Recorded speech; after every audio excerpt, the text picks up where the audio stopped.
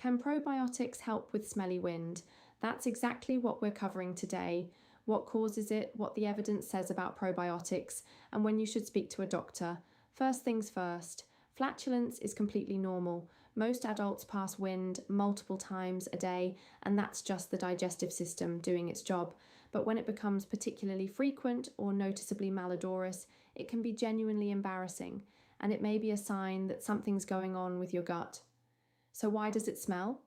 The odour mainly comes from sulfur-containing gases, things like hydrogen sulfide, produced when bacteria in your colon ferment undigested food. Several things can contribute to this.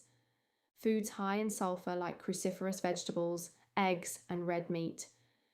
Fermentable carbohydrates found in beans, lentils, and certain fruits. Artificial sweeteners like sorbitol and xylitol, and certain medications including metformin, orlistat, and lactulose. Conditions like IBS, lactose intolerance, celiac disease, and small intestinal bacterial overgrowth can also cause excessive or malodorous wind alongside other symptoms. This is where probiotics come in. Probiotics are live beneficial bacteria that, when taken regularly, may help restore a healthier balance of microorganisms in your gut, potentially reducing the populations of bacteria responsible for producing those odorous gases.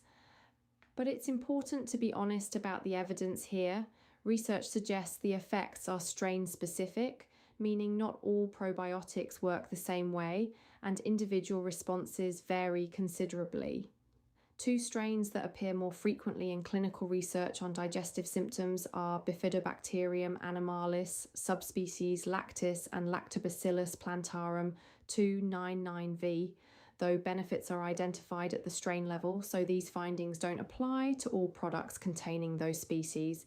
The evidence specifically for reducing flatulence odour remains limited, and dietary changes are still considered the first-line approach. If you're considering trying a probiotic, NICE guidance suggests trying a single probiotic product for up to 4 weeks for IBS-related symptoms. If you don't notice any benefit within that time, it's recommended to stop. Always speak with your GP or pharmacist before starting, particularly to make sure you're choosing an appropriate product. On safety, probiotics are generally considered safe for healthy individuals, but they're not suitable for everyone. People with severe immune compromise, those with central venous catheters, or those who are critically ill should avoid them. If any of those apply to you, please speak to your doctor first. And just to be clear, this video is for general information only and doesn't replace advice from your GP or pharmacist.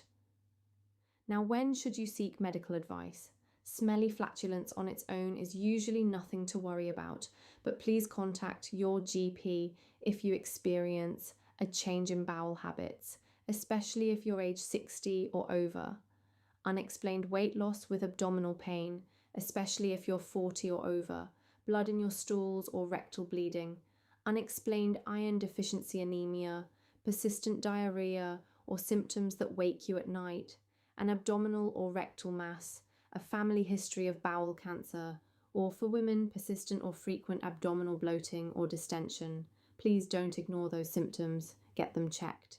So to recap, smelly wind is often caused by sulfur-containing gases produced during fermentation in the gut. Certain probiotic strains may help by supporting a healthier gut microbiota balance, but the evidence is still developing. Results vary from person to person, and dietary changes remain the most established first step. If you're considering probiotics, have that conversation with a healthcare professional first. Have you tried probiotics for digestive symptoms? Let us know in the comments. If you found this helpful, give it a like and subscribe to the Bolt Pharmacy channel for more evidence-based health content.